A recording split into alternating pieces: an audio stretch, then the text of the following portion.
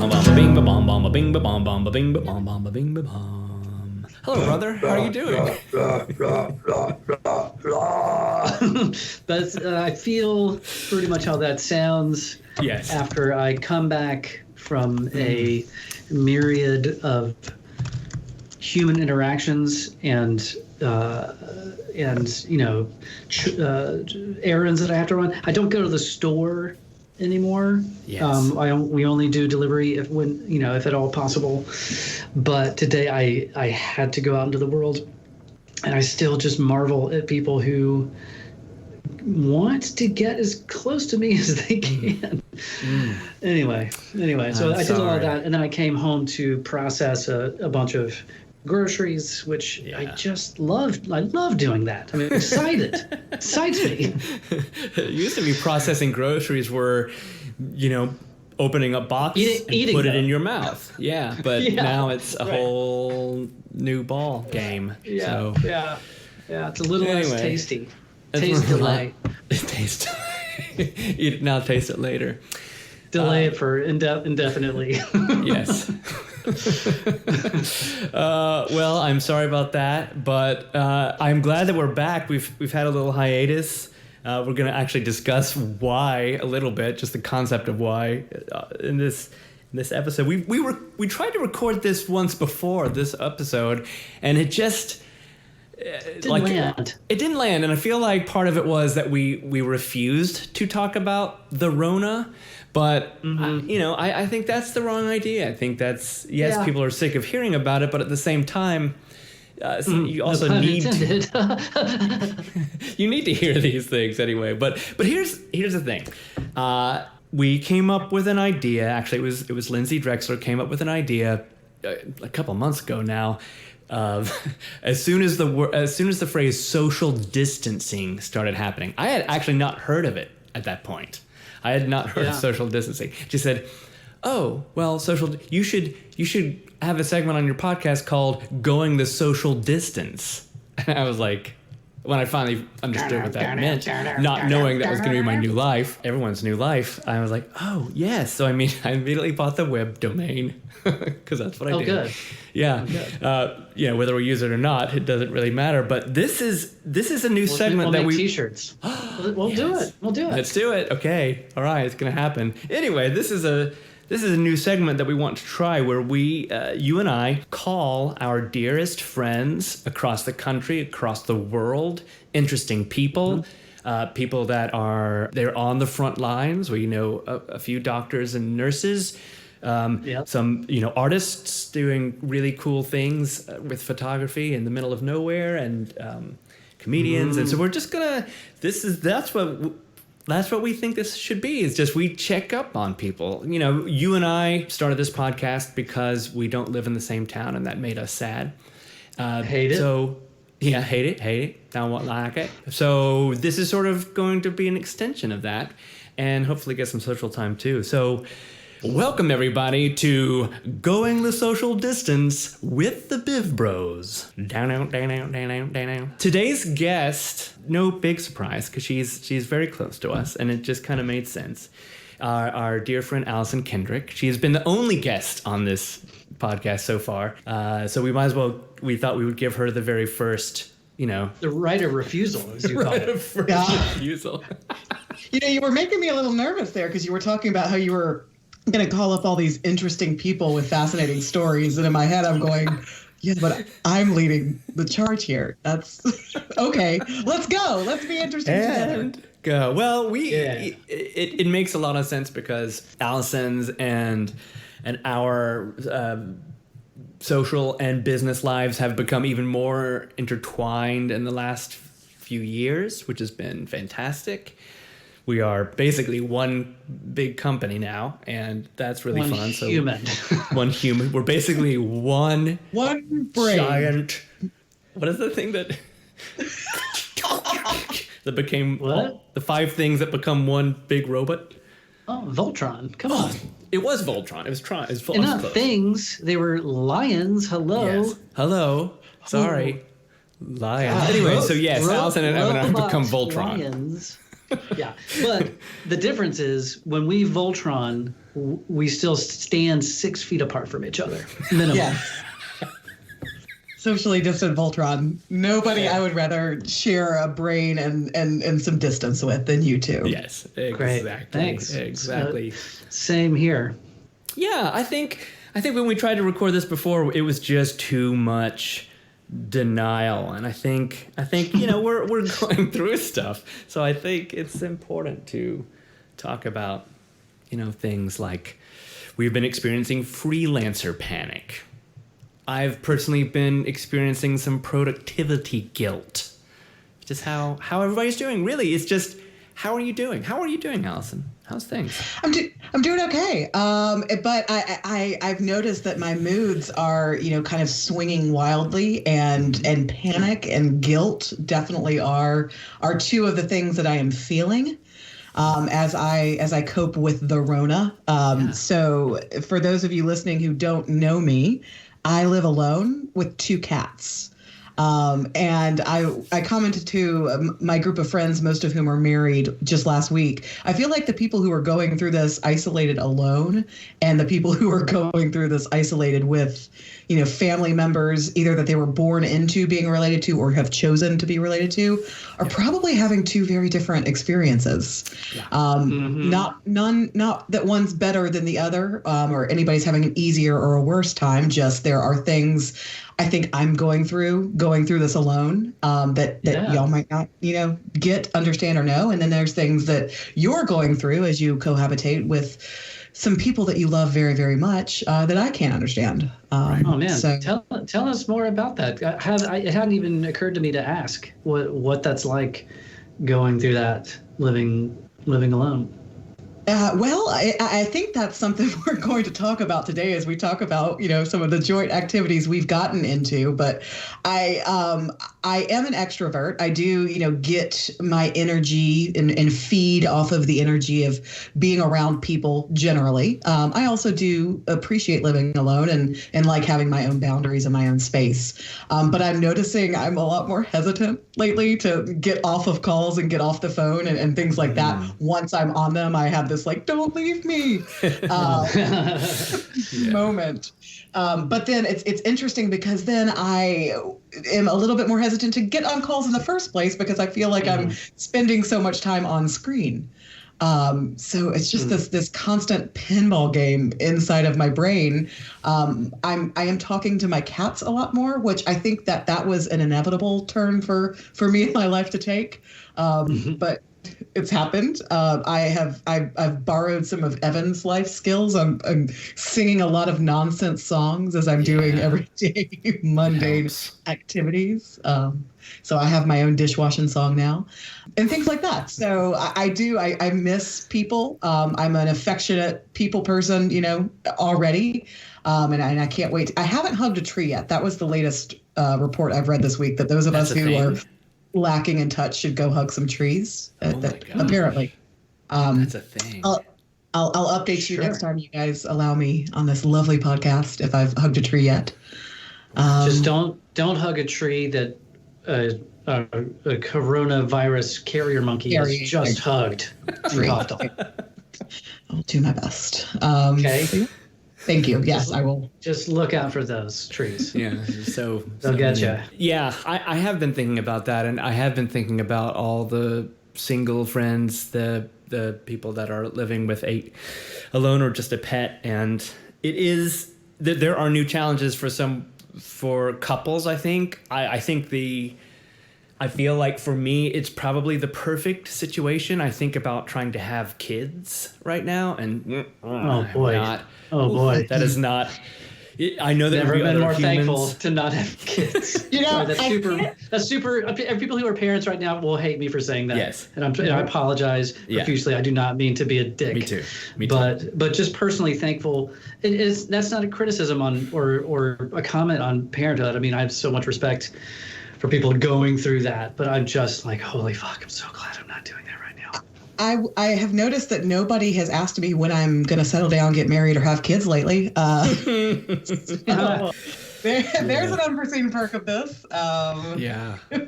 Sorry to derail what you were saying there, brother. What were you saying?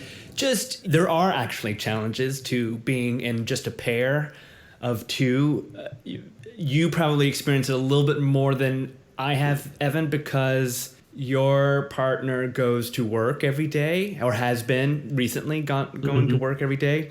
You live in one big room, basically. So you are currently in the bathroom. If I'm recording this from the bathroom, yeah.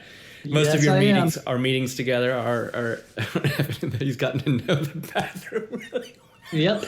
Sorry. Anyway. Yeah. So I'm sure I know every day when the bathroom really needs a good clean or not. Yeah. Well, that's very, probably very nice. aware of that now. It's probably By never the way, been cleaner. I want to interject because, we've known about Evan's bathroom meetings for a couple weeks now. I assumed he was sitting on the toilet and was told very sassily last week that he, of course, is not sitting on the toilet. No so way. everybody's wondering. Come on, I got more respect for you than that.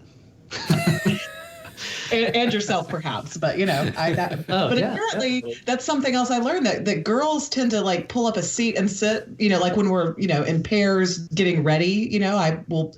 while a friend's doing her makeup and hair. And when I said that to guys, they were like, why would you sit on a toilet? So, yeah. Well, it's a little different. the lid of our toilet is not of the highest quality. So when you sit on it, it kind of shifts to the right, and in the potential of it breaking seems high. So I just try to avoid that. Yeah. We got into a good topic here. Anyways, on to bigger, better things. Right. Yes. We can move on from that topic. This is what the Rono drives us to. This is how you get creative. Yeah. Exactly. I have been real lucky that my lifestyle hasn't changed that much. I am very pretty grateful. Sweet setup. I have a great setup. Your setup to our listener. I really lucked out. If I didn't have an office, I would probably be going a little cuckoo right now. But because our apartment is small. Downstairs. Well, currently I do. So no matter what, I kind of lucked out. I would have been totally fine. My apartment itself is tiny, and I've lived in a tiny apartment for almost 13 years. Yeah. But luckily, I have been able to rent an office directly next door, across a parking lot to me, which has been better. It's been a godsend. Could not be better. So I get to leave when I need to. So Lindsay gets some alone time. I get some alone time. Yeah, but I know that I've really been feeling for everybody who's had adjustments, and it's adjustment enough. I mean, the world is adjustment enough, but I've been super lucky, and I'm grateful every freaking day, and I know that I'm lucky. But yeah, we have friends that have been really hit by this financially, job wise and stuff, and we're in that boat a little tiny bit. I think just in general, no one wants to think about hiring people to build websites or digital marketers or anything like that. So there's a little bit of panic there.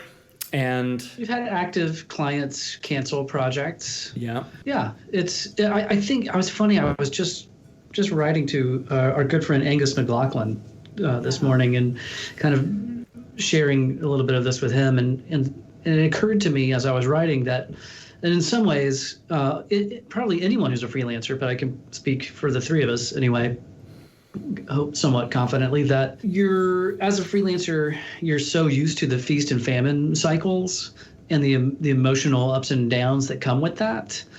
The feast is usually the famine is a certain kind of panic, like, oh my God, when's the next gig coming? And then the feast is a different kind of panic of, oh my God, this is more than I can handle. How am I going to do all this? Right. Because it's always just drinking from the fire hose, or you're thirsty. But emotionally, where I feel like we're in this, I don't know about you guys, but I feel like I'm in a limbo. Right when this all hit, we were in the middle of drafting this huge proposal for what would have been a very large project.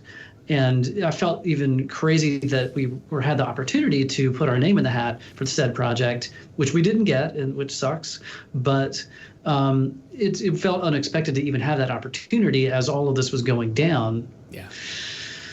Anyways, emotionally, we are used to these feelings of not having stuff. So it hasn't really sunk in. I don't think we've seen necessarily freelancers as much like, okay, how is this affecting us? And, you know, we're not like someone who just lost their job. We just don't have that next gig yet. We're somewhat used to that, but you know, another month later, like how far I was going to push before we're really freaking out. That's how I feel anyway. I don't know about you guys. People keep asking me, you know, how are you doing really? I love the really qualifier I'm getting a lot of. Like, I'm not normally very, very honest and an open book with everybody I come in any kind of contact with. But as far as being a freelancer goes, you know, I've now worked from home and you know, kind of run my own gigs for close to 2 years now, if you can believe that. And so my day to day is not very different. You know, Monday to Friday, 8 a.m. ish to 5 p.m. ish look pretty much the same.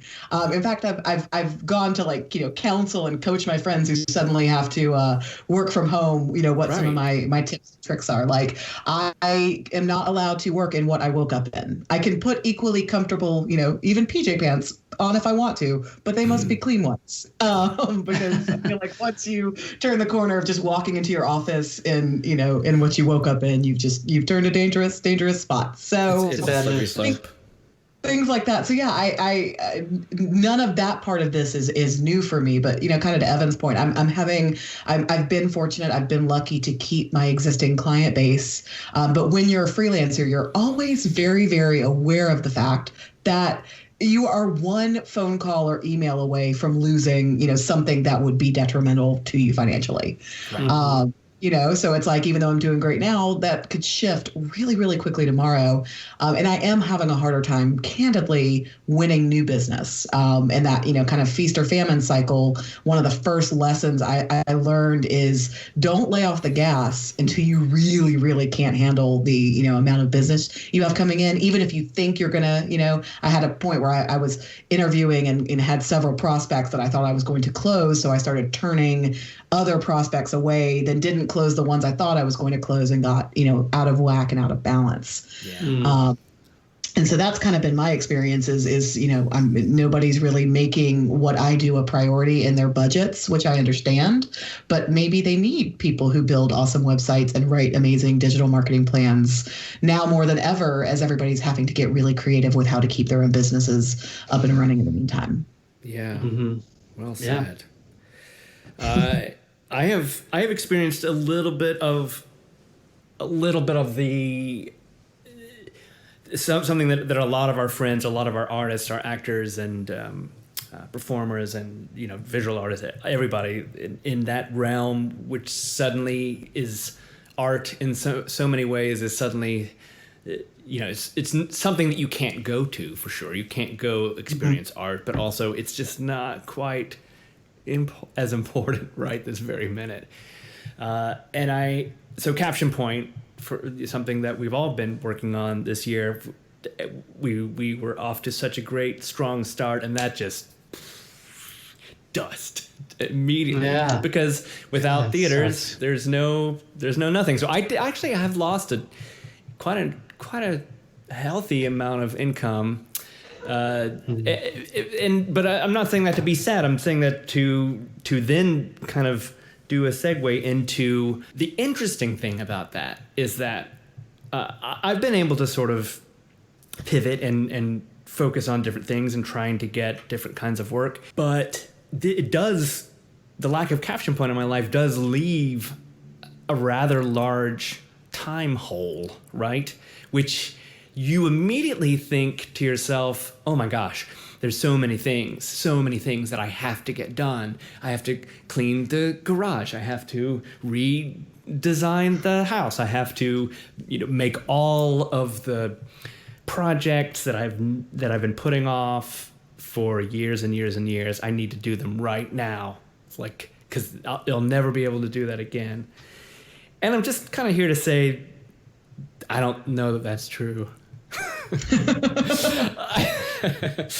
I'm here to say that I think that's a really wonderful concept, and I hope that some people are doing it, and I'm definitely doing some interesting things that I haven't done in a long time. We'll talk about that in a second, but I think giving yourself some mental break as well, and just emotional break. Like, yes, Sure, you have more time. You're at home. You're not traveling. You're not on a commute. You're not going out. So sure, you've got time to write that novel. But if you're not inspired to write the novel because you wake up every day and you hear the moronic things that are happening, and it puts you in a mode of darkness and depression, then you don't have to write that novel today. You just don't. The interesting thing for me to kind of now bring this to an up level, not that we don't need to deal with and address the trauma that's happening as well. I'm actually finding some silver linings in all of this. And I'm not going to sit here and lie to you and tell you that my house is clean or, anything like that. But for the first time in a long time, if you ask me how I am, I'm not tired. Like, I'm getting enough sleep. I'm not saying yes to things, out of guilt, so I'm not feeling stretched thin right now, which is new for me. Usually I'm how are you sleeping? Well, why are you sleeping so well? That's the I'm not necessarily sleeping well, but I'm sleeping longer. I am waking up in the middle of the night more often, but I'm not waking up as early because I'm just kind of giving myself that runway since my days do look a little different. So I'm sleeping longer hours, even though it would be great if I could condense that and sleep well for 7 or 8 hours at a time. And just having the downtime where I'm not actively out of my house doing things. And if anything good can come from this for me and from anybody else, I hope people are paying attention to that which they do not miss and don't just autopilot back into those things. Like there are things that have been canceled in my life in the past 6 weeks that, to be brutally honest with you guys, have made me be like, me too. Sure. And that's a sign for me that, like, when this is all said and done, I really should be putting my energy and my time into the things that I truly do miss, and not just go back into saying yes to every single project or thing or event or trip or whatever that's thrown my way. Yes, that is well said. Brother, I feel like that that we have a unique, as freelancers, we have a unique perspective because part of the job is that you're always hustling, or at least you should always be hustling. ABH. Whereas ABH. Exactly. ABH. But someone who either works at a restaurant or in the service industry or whatever, someone who lost their job and they don't have anything to do and they're not sure what to do. Imagine that is the person who's like, holy crap, I've got all this time. Let me do this and this and that. Right. I have not felt like I've had 2 extra minutes. I have not considered like, oh, I've got so much more time on my hands. Like, if anything, I felt like I've had less time, certainly way less sleep, worse sleep. I feel like I'm scrambling every day just to get stuff done. I feel like we've had a bizarro world experience than someone with a 9-to-5 who cannot work remotely. And I'm not envious of their position. I imagine there's like a hot second where, and I'm totally imagining this, but where you're like, oh my gosh, man, I'm going to do all these things I never had time to. And then of course, then you've got to make money. So what happens next? But I do feel fortunate, even though we have as much question marks as the next guy, 9-to-5 job or no, but we can still keep hustling. Yeah, That is true. We have. ABH. Hustle it tonight. We're hustling tonight. I think that whether you are, in our shoes, or you lost your job at a restaurant, hopefully not permanently, just for a bit, that if you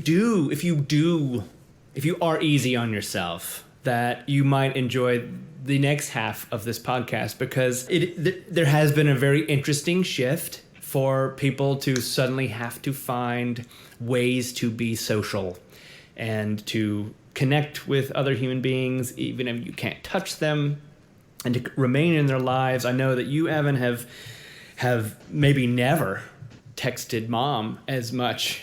She's just on cloud 9 all the time. And I know that you reached just mentioned Angus and our friend Judith, and so that's a really positive thing. I have done a very similar thing. I've gotten into this app Marco Polo. Other people have been in it, and it's just to me it's another thing that I forget to open.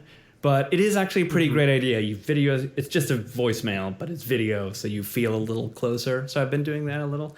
But it's like that.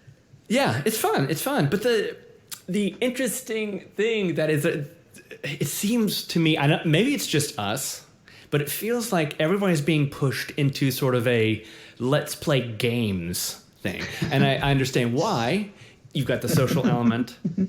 You've got the mental stimulation, and you've got the escapism of all things that we need right now, because it is super easy to just, what's on Netflix tonight? Oh no, and now it's 9 o'clock, help me. Just go back to bed.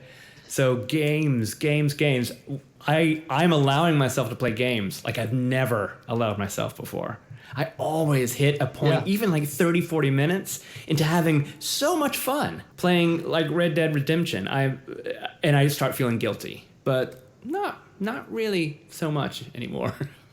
Not really. Well, any kind of game where you're killing people is a great way to blow off some steam. That's also true. That's also video true. Game, not real life kills. Thanks for the clarifier. Yeah, but not just video games, online games, board games. The three of us have fallen in love again, and for the first time with Dungeons and Dragons, which To be fair, yes. The curiosity for me started with this before the Rona struck. Yes. Yeah. Oh, I know. We've talked about it many times on this podcast. We've talked about it many times. But man, oh man, the world, I feel like we should all probably be buying stock in Wizards of the Coast. Yes. That's actually a great idea. Because they probably have more people playing D&D, and they've never been set up, probably in their history, for people to play D&D or other role-playing games better than they are now. And people are flocking to it seems. I mean, I don't have any metrics in front of me, but right, doesn't it seem like people are all about D&D right now? So I've had a curiosity for a while. I'll blame most of that curiosity on the two of you, but Dungeons and Dragons is not specific to BivBros, and so I finally found the outlet to get to start playing and have immediately just crashed into love with it. But it's funny because I'll post about it like on my Instagram story or my Facebook feed, and I will get so many responses from people being like, oh my God, you play D&D too? So yeah, I don't have the metrics, but I would be willing to back that bet that Biv just posed wholeheartly. Well, I just today I had a text exchange. I was checking up on her, one of my favorite people in the world. She's on Team Caption Point. She's this super hip, cool 20-something. My friend Corinne, and I'm just like, I only say those things because when I think about Corinne, I mean, she's a ray of sunshine. She's bright and shiny, but she's cool. She looks cool. She acts cool. Like she would maybe be making fun of some people playing D&D. Exactly. You would expect that. You would expect not that. Super mean, but she'd be like, whatever. Like rolling eyes, and man, she's rolling dice. She's rolling dice. She just told me that she's playing 4 different games a week. Goals. It's just goals, amazing. Corinne, goals. Amazing. That's a big time commitment. That's a lot, man. Because that's the thing about this game. If you want to, you're literally rolling the dice now. I rolled my dice. Okay. Good Foley work. It's kind of a minimum. We played yesterday for an hour and a half, and that was not even a real game. That was just an intro. We're all meeting people. That was nothing. We're also playing on Saturday 3-4 hours. But our first session it was almost 6 hours. It was almost 6 hours. it was north of 5.5, wasn't it? And that's normal. That's very normal. That is very normal. I mean, And at least Matt and I both have ADD, which I know that it translates differently, but like for me to do anything for longer than 20 minutes is usually just an act of God. And I actually, they were like tearing me away from the computer. They were like, Alison, like we really do have to end now. And I'm like, no, I would have played it all night. I know. So why? So why this? Because here's the thing. This game, we've been talking about it so much, brother, and we were like, well, we're going to get into it. Yeah, we bought the books. It's like people listening are probably like, yeah, why do you keep talking about it? Why don't you just play it? Yeah. It is so deep. I'm not saying that it's difficult to get into, I don't think. I don't think that if you, if you're listening and you're like, I really want to play. Is it hard? No, it's not hard. It's not hard to play, I don't think. Especially if you are a player. If you're a game master, it's a lot more work. But if you just want to sit with your friends and be asked questions and maybe even have speak as a character, like an elven character. If that sounds like fun, you don't even have to do that. You can just sit there and take it all in.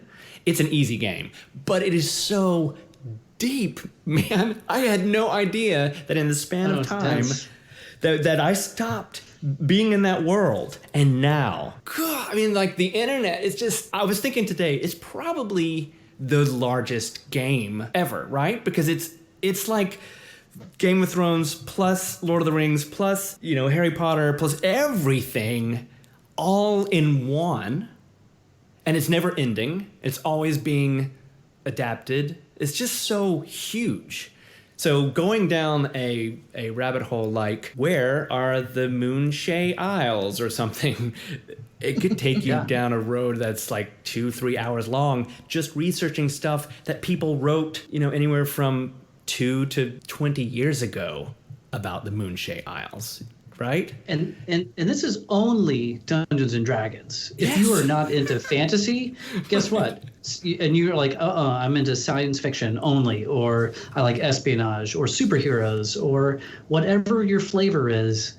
It's not just there. There are multiple versions of that out there. Name something. It's crazy. Name anything. Name anything. Well, there's another one called Pathfinder that apparently is very popular. There's DC Comics has their own version. There's a do you know the actor Sam Witwer? Yes, I love Sam Witwer. Yeah, so he's a big D&D nerd, RPG nerd, and he's actually just recently I don't know if it's now canceled, but it was in plans for him. He found the old 1980s DC Comics RPG game, and so he and a bunch of his actor nerd friends decided he was going to GM it, and they were going to play DC Comics 80s style. But when he read through it, I was reading this interview with him, and he was talking about how he opened up the box and was like, oh my God, this game was so clearly made in the 80s. We're going to play it like it's the 80s. Yeah, he did it. I saw an episode.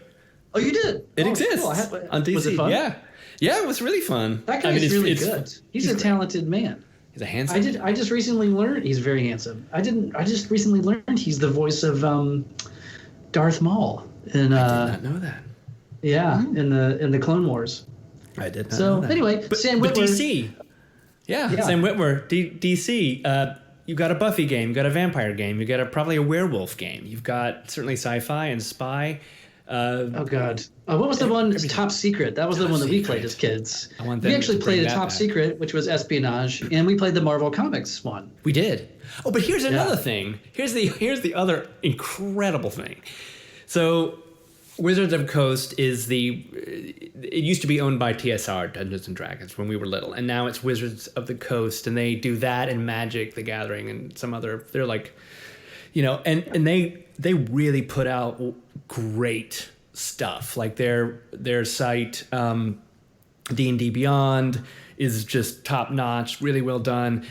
They know what they're doing. They support all the little guys underneath. Like they actively try to support. There's this website called DM Guild or something, and there are Dungeon people. Masters Guild. Yeah. Yeah, Dungeon Masters Guild. And there are people on there that are taking old modules, old adventures, and making them, work with the new game system. Yeah. Or creating new monsters, new classes, anything that you've done in their own homebrew game, writing their own modules and uploading it. And so it's really actually very cool that the Wizards of the Coast is actually embracing and supporting players and their own cottage industries, whether it be creating content that is available in the Dungeon Masters Guild or, good Lord, there's, whether you're Roll20 or Fantasy Grounds or any of these online platforms that allow people to have been allowing people to play virtually for years now. Arkenforge that allows DMs and GMs to build, digital maps, and they're animated and all this cool stuff. It goes so deep. It's the Matrix. Well, and that's one thing that I've noticed because I am such a newbie to all of this, y'all have done a great job of sending me stuff that I can read and watch and websites and look at every single thing that I've touched on in my journey with this. It's just this supportive web, it's like at the end of the day, the buzzword is play, right? That's what they all want you to do. They just want you to have fun. They want you to play, which kind of going back to, the question Matt posed at the beginning of this, which is like, why this and why now? I think if there's anything that adults and children all need right now is to play. It's kind of like our adult recess time. But I have noticed that it stood out to me just how supportive of anybody wanting to get in, whether or not it profits, that website, that, YouTube series or whatever. So we played yesterday, and I think I spent 2 to 4 hours just making maps. I had to learn a whole different software. It was so joyful. And I'm not saying that to Oh, cool. It was it's called Dungeon Fog.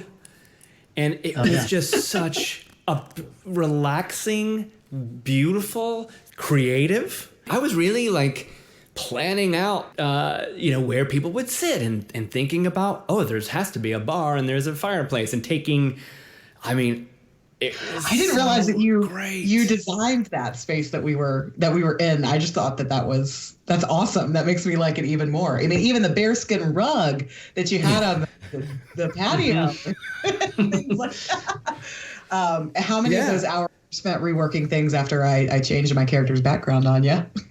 All that was fun. Thinking about how your characters could meet. And again, I don't know. Yesterday was just sort of a meeting of this new game happening, but I don't know where it's going to go. But just the idea of trying to immediately have 5 other people come together with you to tell a story that you don't really know yet. You don't know the story yet, and you're going to, with the 5 of them. So maybe as the game master, I know the world that these 5 other people are going to be in. I know the town. I know the name of the town. I know the person who owns the inn that's in the town. But then you guys brought in 5 of the wackiest characters of all different scary races, but all really fun and well thought out. And I had to connect it. It changed everything. But that's part of it. That was part of the creative fun for me that I realized I had been missing since I was little. And it's the first time I've done this in years. So I hope that I get better at it and that it continues to be fun, but it really did take me back. And because that's, like we've said on this podcast before, it's part of, it made me who I am today. And just going back into that immediately, it was so comforting, so deeply comforting. It really was. So one thing that I've found from the handful of first games that I played, a couple in person with my friends here where I live, and then the few online.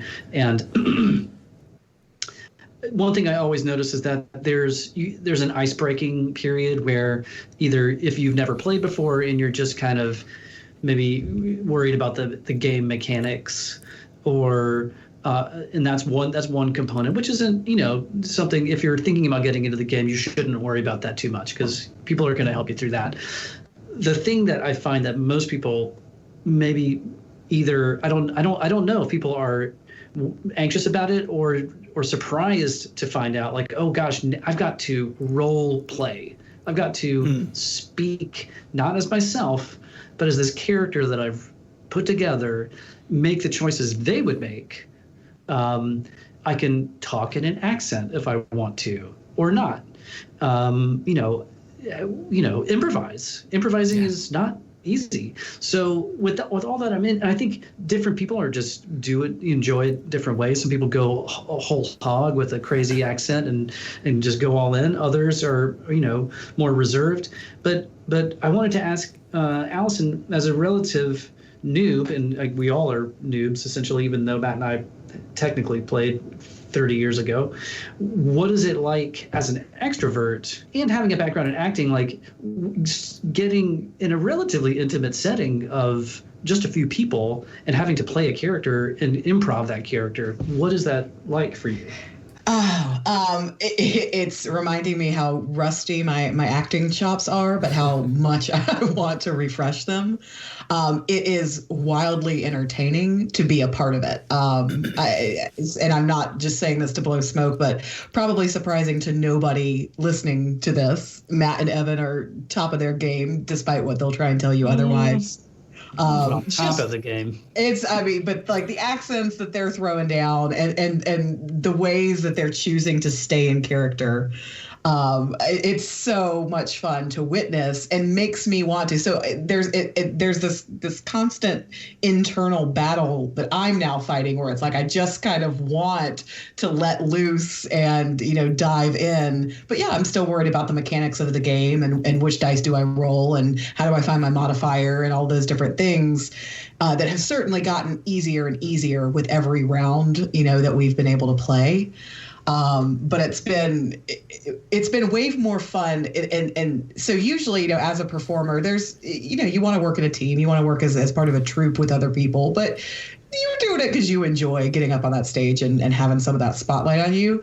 And I'm having a completely different experience on this where like sometimes I forget, oh, wait, I should probably do something because I'm having too much fun watching, everybody else, in our party. And that's a brand new experience for me, where I'm not, and then even like yesterday. So, we have this one campaign that we started a few weeks ago. So I created that character not knowing anything about this world. And so I feel like I was able to make some more specific choices on the new character that I've rolled up for the second campaign. And I don't regret any of the choices, by the way, that I've made for campaign one, but now I know more, right? Sure. And I did notice like last night with our first, round of things, I was able to get into character a little bit easier. Mm-hmm. Because I wasn't so worried about, well, what if, and am I going to look dumb, and will somebody help me, and can I stop the game to ask this question and stuff like that. So I think that just like anything else, the more you practice, the more natural and inherent it all becomes. Yeah.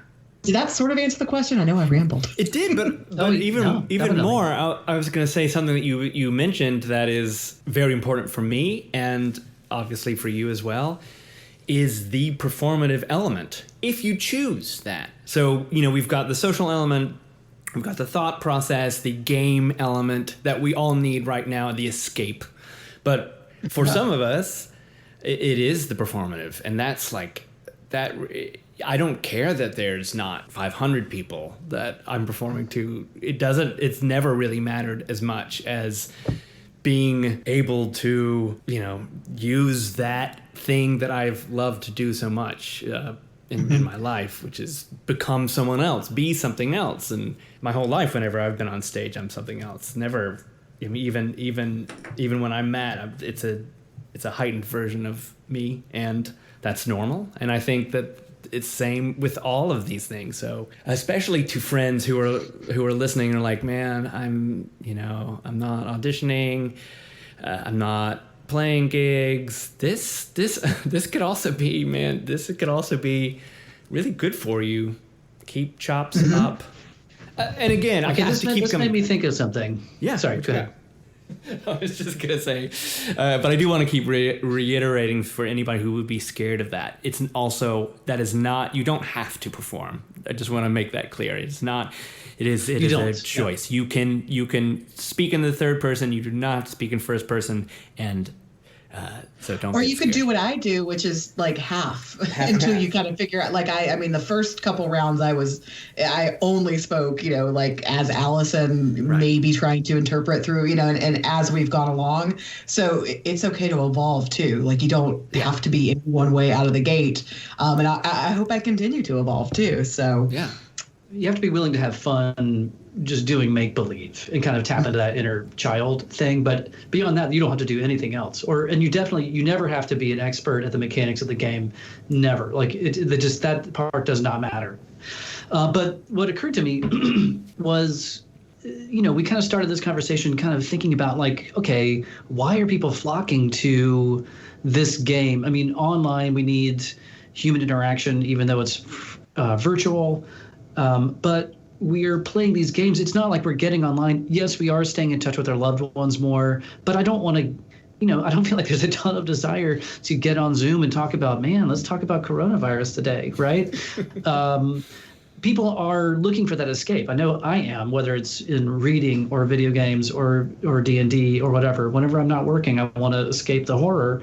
But I just realized that there's something extra special about role-playing games like this, which is whether you are in person or virtual, there is a kind of, even when you're escaping into another person and you're maybe making choices and saying words that you would normally say, doing this in front of other people is a form of intimacy that you don't experience very much. If you're an actor, then you do. But it's you're playing this game and you're getting the escape, but you're still having an intimate human reaction with other people. Isn't that interesting? More than going to a bar. More than going for a drink. So much more. Yeah, I mean it's the opposite of small talk. And sidestep the small talk altogether and create a story with other people. Yeah. Yep. It's interesting. And I did notice, like last night, the more y'all laughed at the stupid shit I did, the more I wanted to do more stupid shit, Right. Sure. Which is right into that whole like performance, but opening up, and really kind of getting to the meat of something. Yeah. Taking risks in front of other people. Exactly. And you take something like Critical Role, this a YouTube show that is just rabidly popular. Every episode is 3+ hours long, and it's just hundreds and hundreds. 3 million viewers. But they go through the full gamut of emotions. They have cried, they have laughed, they've been angry, all of it together, all of it, public. And it's fascinating. And it's more entertaining than it ought to be. And more entertaining than it ought to be, for damn sure. But it is. But it really is. Mm-hmm. I watched some Critical Role today after being a dungeon master yesterday again, just because I have instantly a whole new respect for the guy that is their dungeon master. And yes, I happened, Matt Mercer is his name, and I happened to catch a episode where he's having to be incredibly descriptive about a little traveling circus, and it's just him for 10 minutes, and he's reading words that he wrote. I mean, he's not he's an actor, so I'm sure that they're bullet notes, but they're very descriptive words. This is something that he's performing. This is what he's got. He's got it in front of them, and he's describing the beauty of the two halflings as contortionists doing all these incredible things, and it's beautiful. I mean, he's a great freaking writer, and it's just like, yeah, man, it's got all those things. It's got all those things in it, and you can strive for the Matthew Mercer approach, or you can just be, yeah, man, y'all want to get together? Okay, some orcs come up, roll initiative and let's kill them. I mean, it could be just that too. It doesn't matter. It doesn't matter. Man, we should have rolled initiative to decide what order we could speak in today. Missed opportunity. Dang. Natural 20. Yeah, 20. Are there anything else? Is there anything else that you guys have discovered that are filling a void besides D&D? I have played a couple of rounds. So Cards Against Humanity, I'm sure everybody is very familiar with that game by now. There's an online version called Evil Apples. And so I have played it via Zoom with various groups of friends as well and have more planned in the future. So I say that to plug, if role-playing games are not your thing, check out the App Store, because there's probably a game out there that may fit. But, take the time to kind of push yourself out of your comfort zones as well.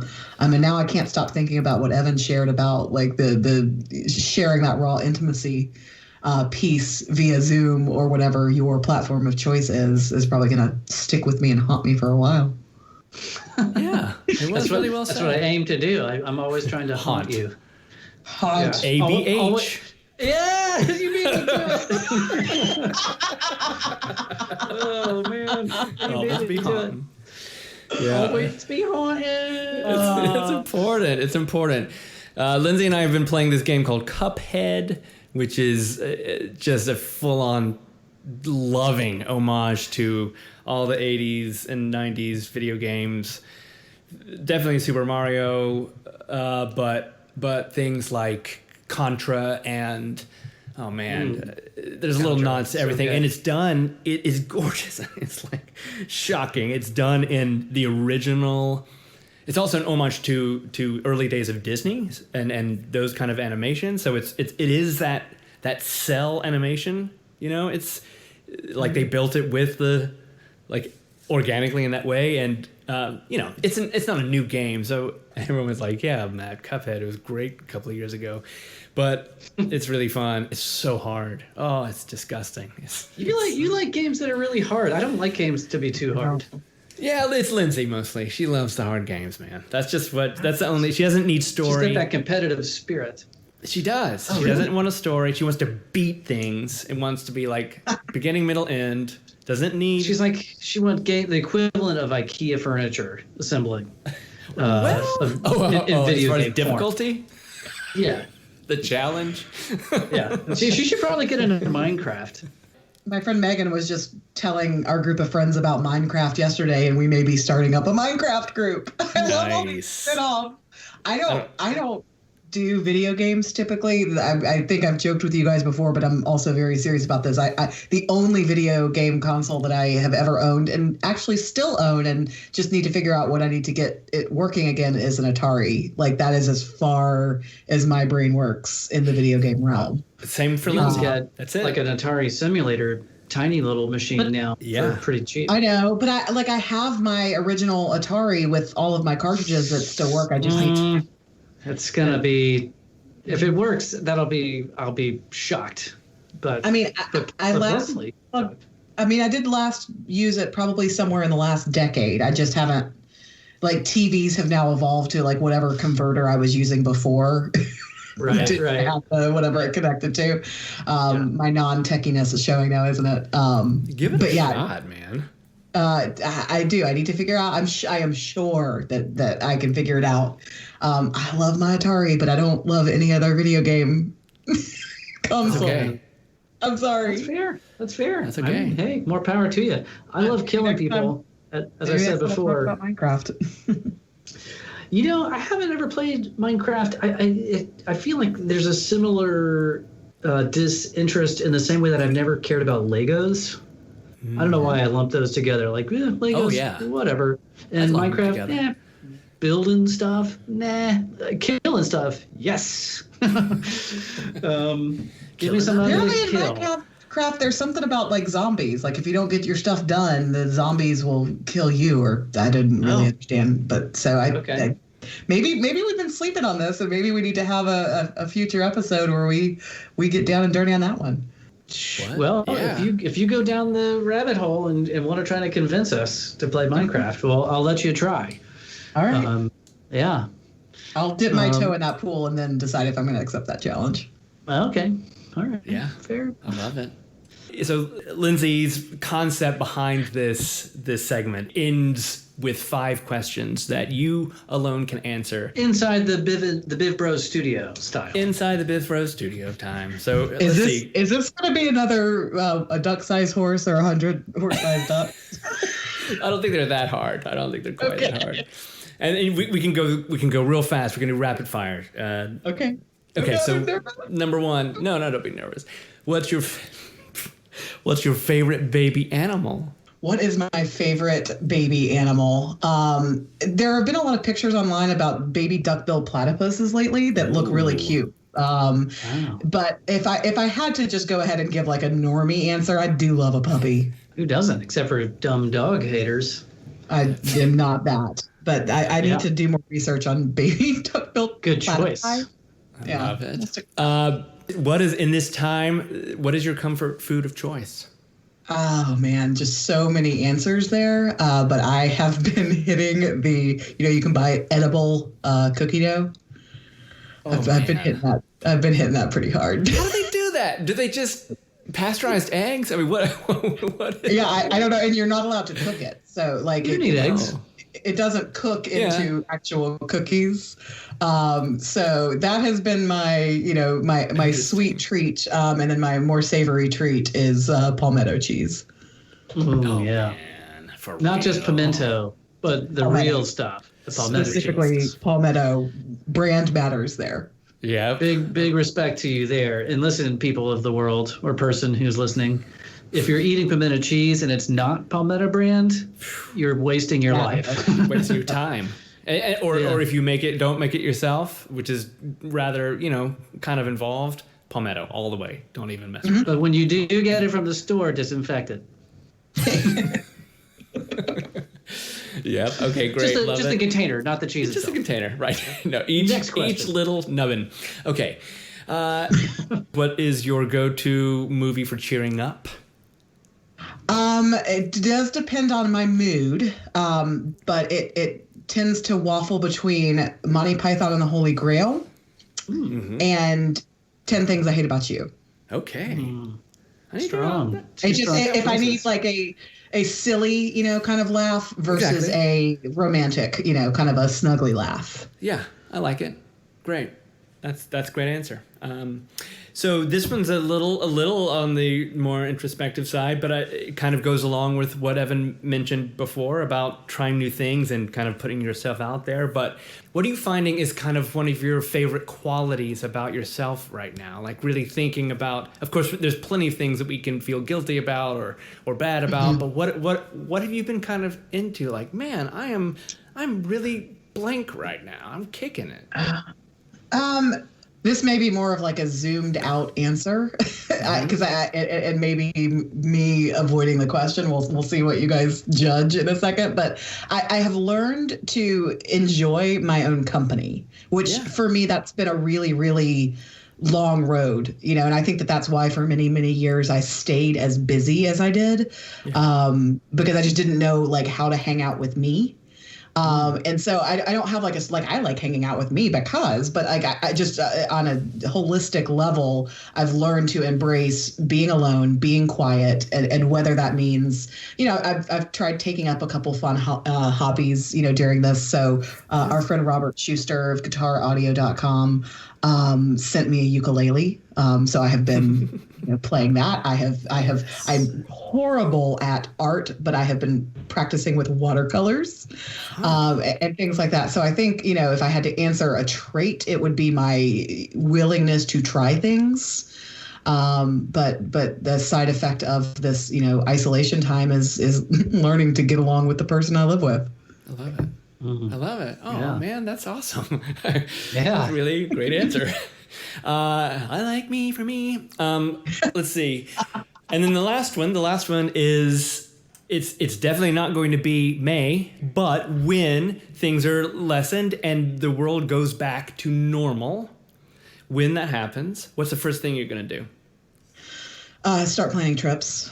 I don't like being stuck in Charlotte. I love my friends here. I love, where I live and what I do and all of those things. And so I think realistically, the first thing I will do is plan something with my friends. We actually were talking about that on one of our group calls last week. Like, what will that first meeting look like? We will probably still have to maintain distance. So will it be I'll invite people over to my house, but they'll enter through my back gate and we will sit on my back porch, in a circle with a few feet between us? Will we go to a brewery where we can sit, around a fire pit? What's that going to look like? But ignoring that, kind of obvious answer of hanging out with my friends here in town, I can't wait to plan and go. Well, Alison, it has been such a pleasure to have you. You were the perfect first guest, I think. Hope I was interesting enough. Yeah. What do you think, brother? She did okay. Top marks. Top marks. And I sure do love you, brother. Love you too, brother. And you, AK. I and love you, both of AK. you. We love y'all. each other. Thanks, you guys. We'll talk to you soon. Okay. Woo! Hey! Wash your hands. Come on in and have a good old time. Have a fun time.